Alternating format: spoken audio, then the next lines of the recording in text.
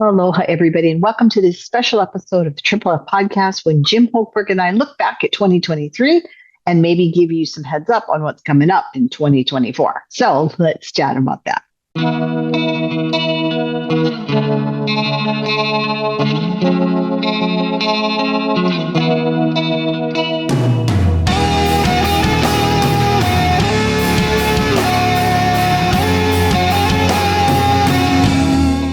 Welcome to the show, Jim Holkberg.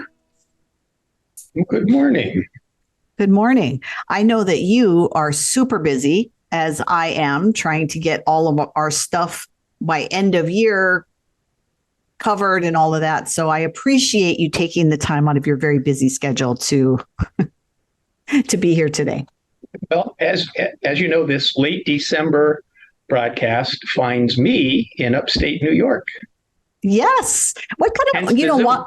while you're in New York, I know that you live, and I've had this question asked because you've brought up the fact you're moving to New York. So I've actually had this question asked about you. Are you comfortable at least giving us a general idea of where you're going to be in New York? Because everyone thinks, oh my gosh, how is Jim Holkberg going to handle the politics of New York City?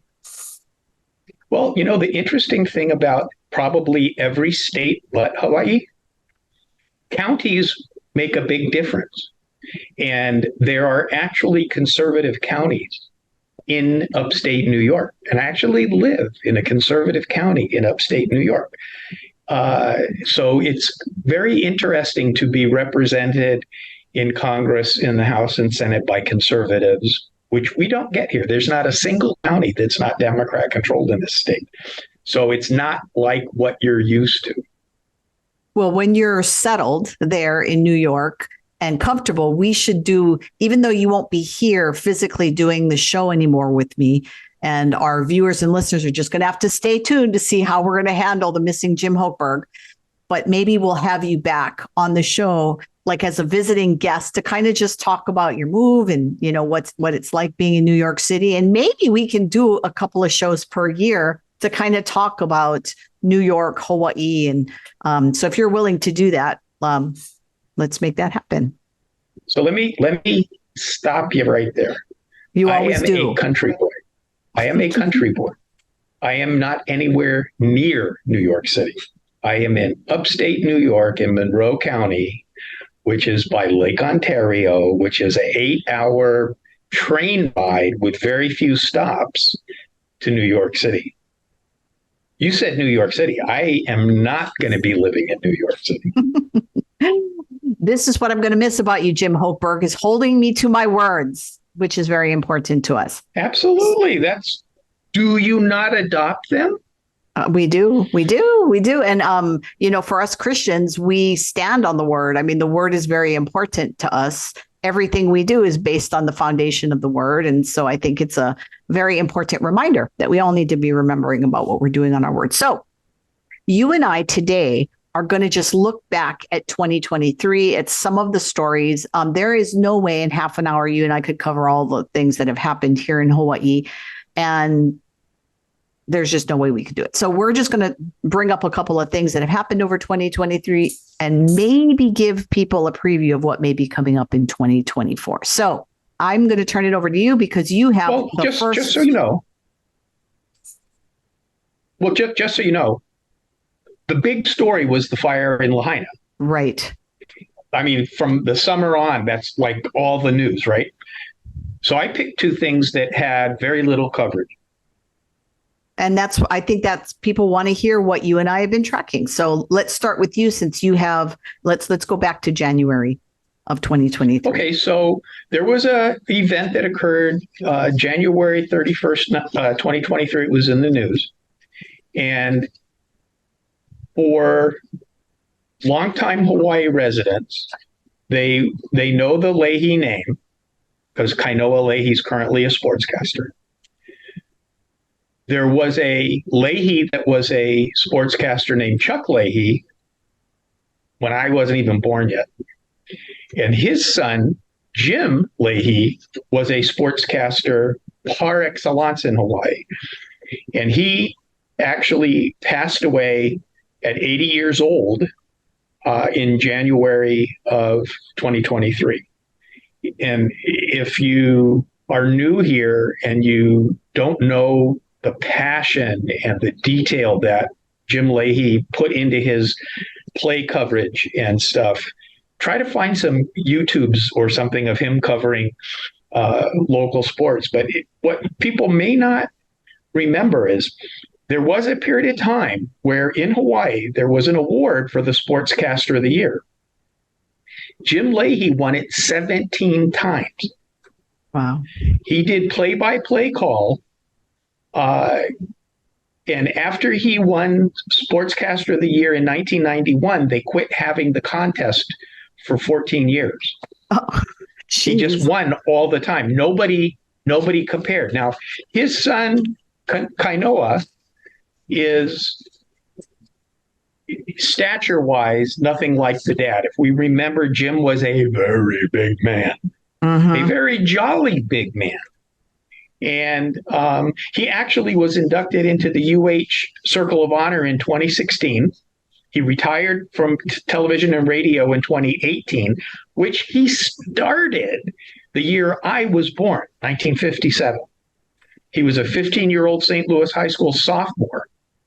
He filled in when an illness prevented his dad from calling a boxing match at Schofield. So this story is a huge, huge, huge story, although it came and went in one day. That, because Hawaii is, a lot of our listeners and viewers can testify to this. A lot of people in Hawaii love to watch Hawaii sports, whether it's Hawaii basketball, volleyball is a very big thing here. And in 2023, we also lost Russ Francis. I believe that was in October. So, I mean, it's a big thing for people in Hawaii to lose these people that have meant so much to Hawaii sports.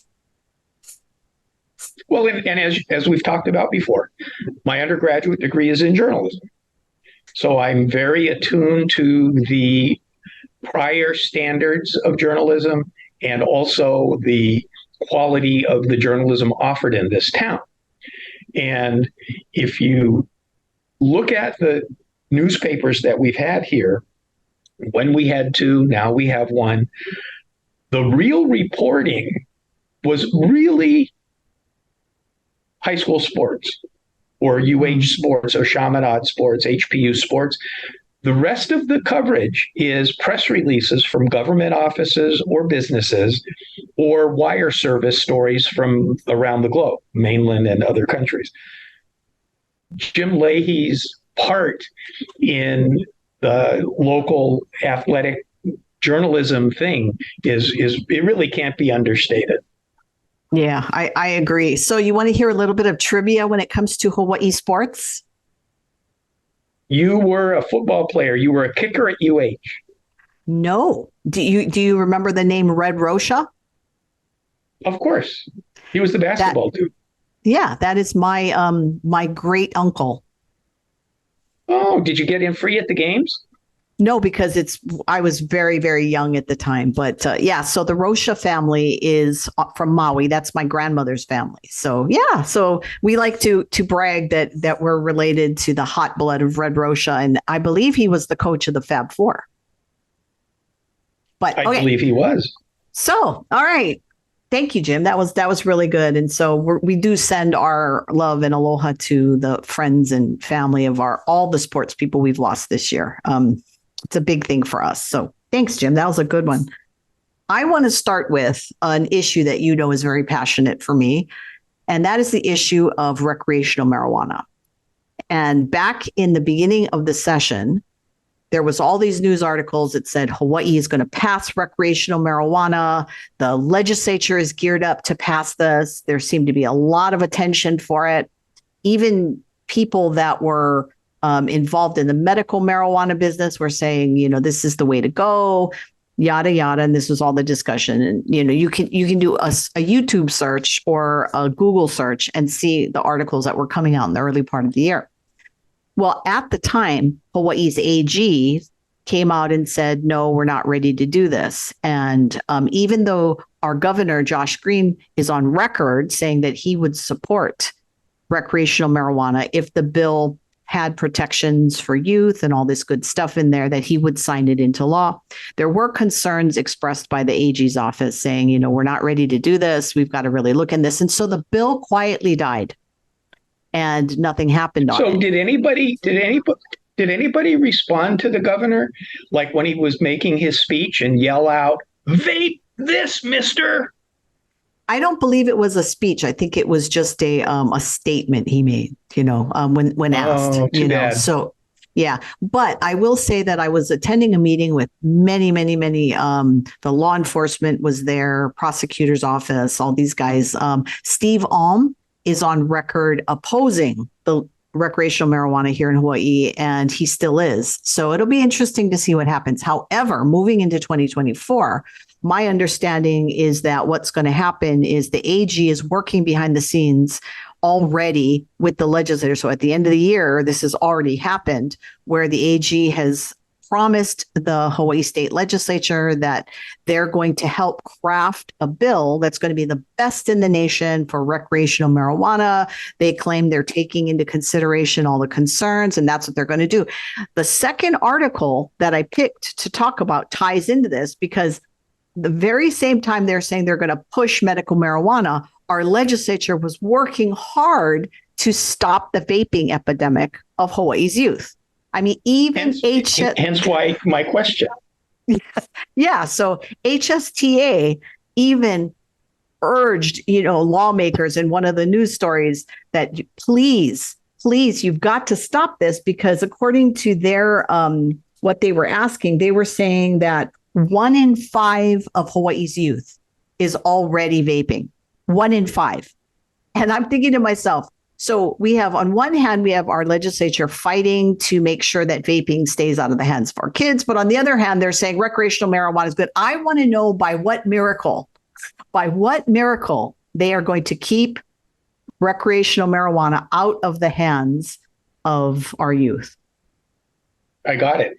Here's what's going to happen. The new bill that's the best in the land is going to say that the recreational marijuana is legal, but young people under 18 can't vape it. And therefore, when they smoke it, they'll forget to vape the other stuff. You are hilarious.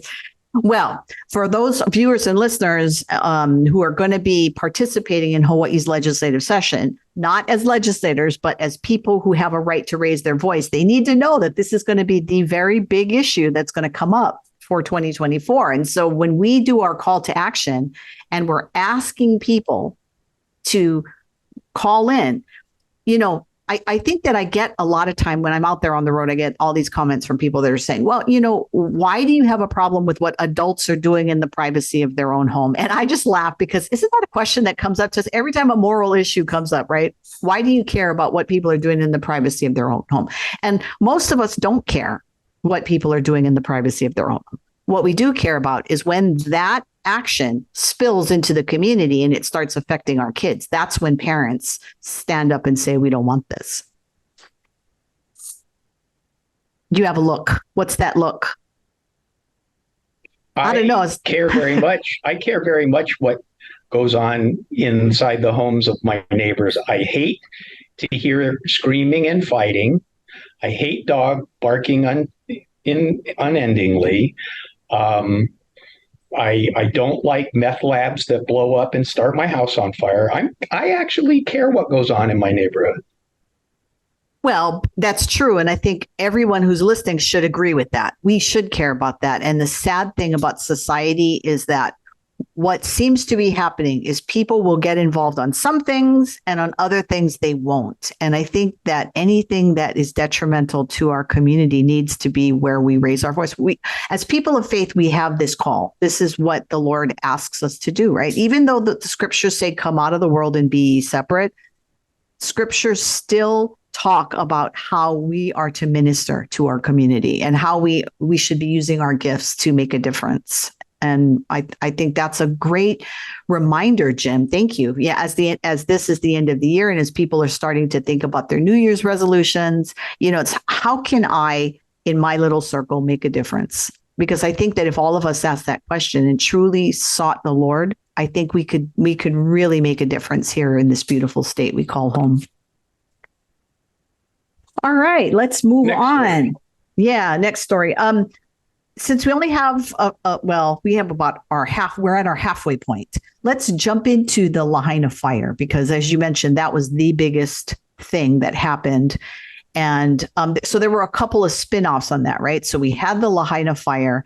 And within that same month of the Lahaina fire, we had President Joe Biden. He's promising all of this money to Hawaii, millions of dollars to help, strengthen our electric grid and all that kind of stuff. But I can tell you that as we're watching the rebuilding on Maui, and all the experts that I talk to are saying that this rebuilding is going to take years. This is not going to be one of these things that's going to be fixed in a few months. There are people that are still basically homeless. I was at a meeting recently and I was told that there are some families who are actually moving from place to place, right? Because they don't have a home, so they stay with friends and family for a small period of time and then they move on. There are schools in Lahaina that are still desperate for funding. If anybody wants to donate money to specifically help the Catholic campaign, I'll put a link on the bottom, if people want to give to that, because what the Catholic development, I don't know the actual name. I'm so sorry, people. But there's a group that's working with all the groups. And so if you give to them, and they're working with Catholic Charities, they're working with the federal government. And so it's a great way to put your money into one place so that it gets funneled to where it's needed the most. Because as you mentioned, I think in our last show we did about Lahaina, there's so much confusion about who's doing what, right? And then you've got all these small town groups. And when I say small town groups, I don't mean that in a detrimental way, like they're not making a difference. But there are groups that are coming in and saying, hey, give money to us. But the craziness is even the AG has had to get involved and do some investigation on some of these groups, because whenever there's a situation like this, you've got all these negative things that can come up on there. But do you have any thoughts on the Lahaina fire and the ongoing efforts?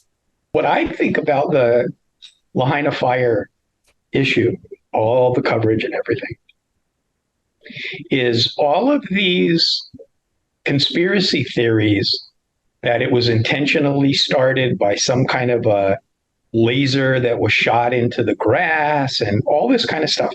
And there were so many of these conspiracy theories. What struck me in getting prepared for this show to talk about this is, if we have that many people with conspiracy theories about a Lahaina fire, they must mostly be local. Why do we keep electing the same people? Why do we have this conversation? If we have that many people here, well, but seriously, those folks shouldn't be electing these people. And I hope that they don't vote for them, but I don't know. Maybe our entire Office of Election has been cheating, and that's why we're going to find out because we sued them. That's a different story from a different show. But I mean, if all of these conspiracy theories are all the local people, because it's only Lahaina, why would Nova Scotia care, right? How is it that we keep electing these same people if all these people that vote here believe the government's that bad? I don't know. I think we all need to be concerned, because in the conversations that I've taken place in the recent, maybe last month or so, people are concerned about what's going to happen because of the Lahaina fires, right? We've got the Hawaiian Electric Company that everyone is expecting that those rates are going to go up astronomically.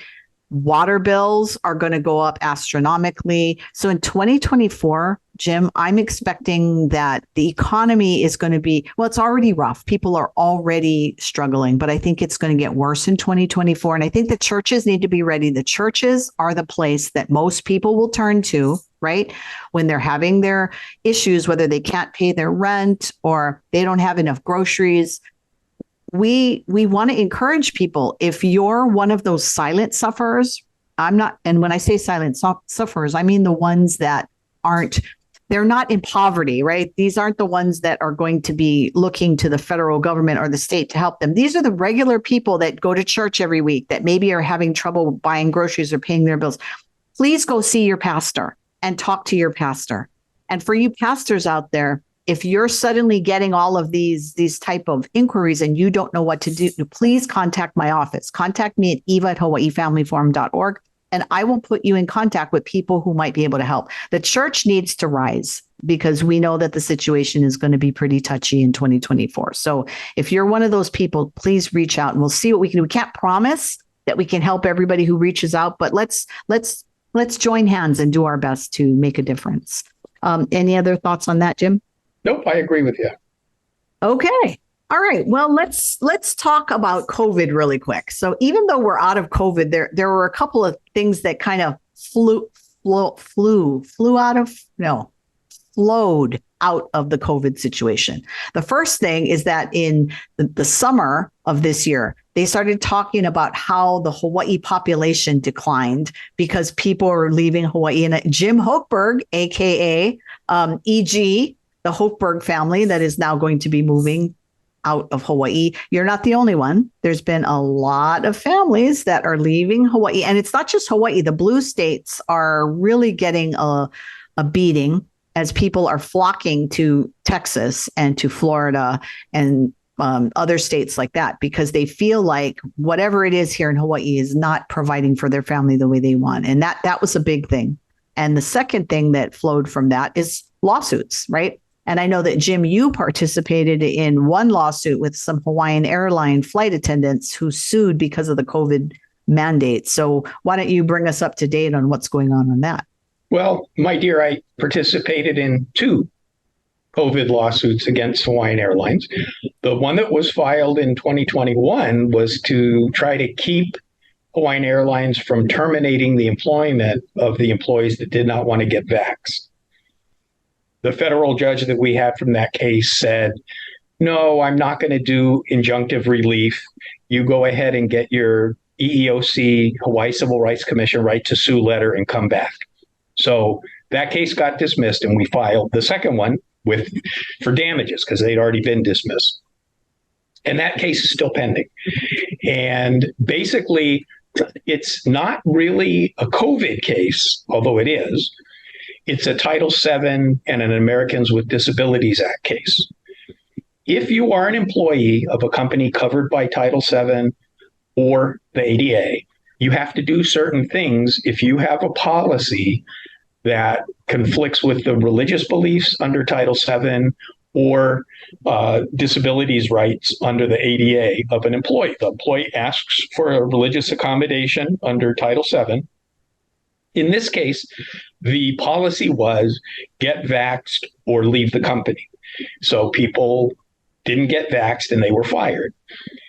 Title VII required in that process that the employer, Hawaiian Airlines, individually review with each individual employee asking for the accommodation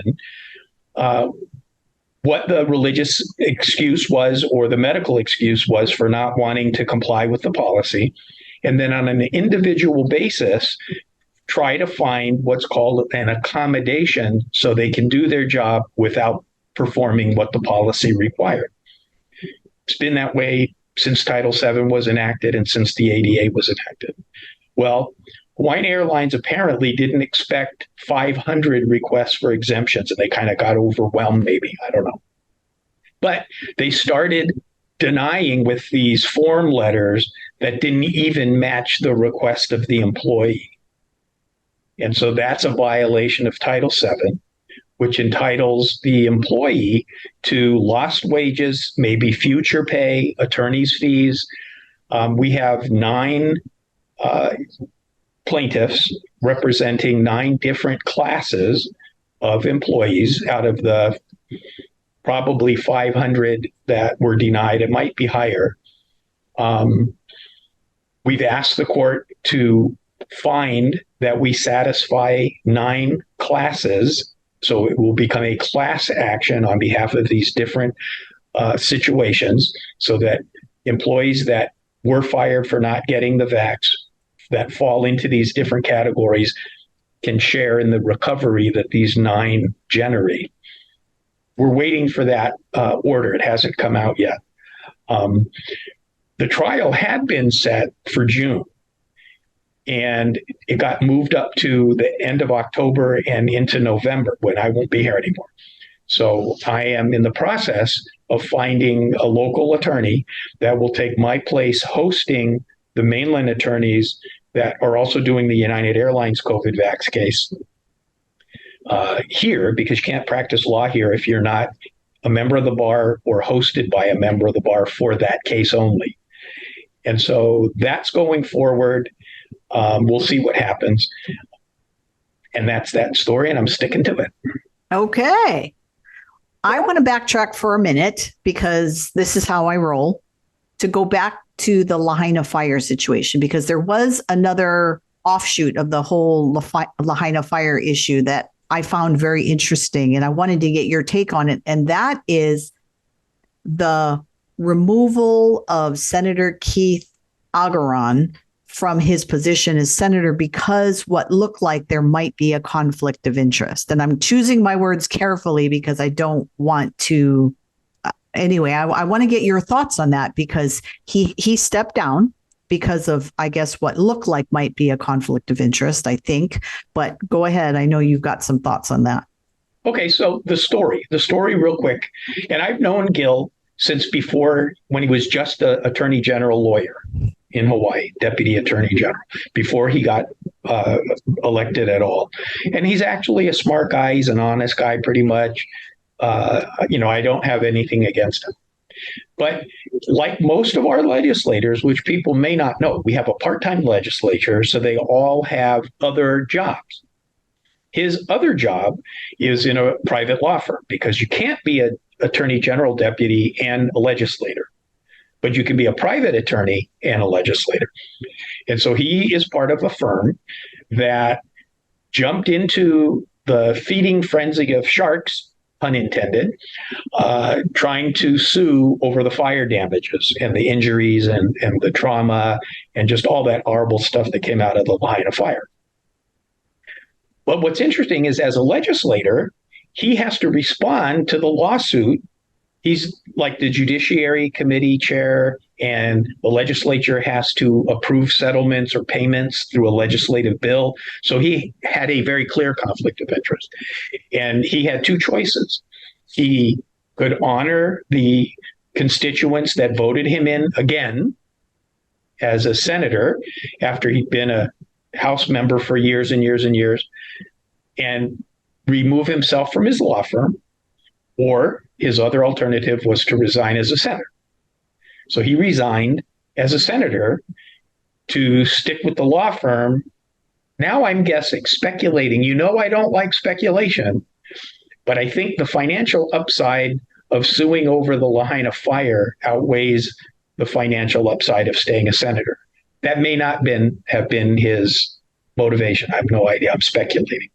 Speculation is never allowed as evidence in court. So here's the interesting thing. He sent a letter to the governor. Let me see here. This was dated August 30th, 2023. He sent it to the governor, to the chair of the Democratic Party, to president of the Senate. And he didn't send it to the Speaker of the House. That's kind of interesting. But anyway, and he basically said, I'm writing to inform you of my resignation from the Senate effective October 31st. So we gave him about 60 days notice. And that will create a vacancy for the 5th senatorial district in Hawaii State Legislature, and that the requirements of Hawaii revised statutes, section 17-3, can be fulfilled, which 17.3 is how to fill a vacancy in the state Senate. So there was a story that same day in Civil Beat where Kevin Dayton reports that the Democratic Party will provide the names of 3 possible replacements for him, and those names will be transmitted to Governor Green for his consideration. State law gives Green 60 days from the date the Senate seat becomes vacant to appoint a replacement. And so I thought, that's kind of interesting. I want to see 17-3. So you know me, I looked it up. And Jim, I hate to push you along, but we're only down to about a minute. So you're either going to have to give everybody a. Okay, well, anyway, go ahead.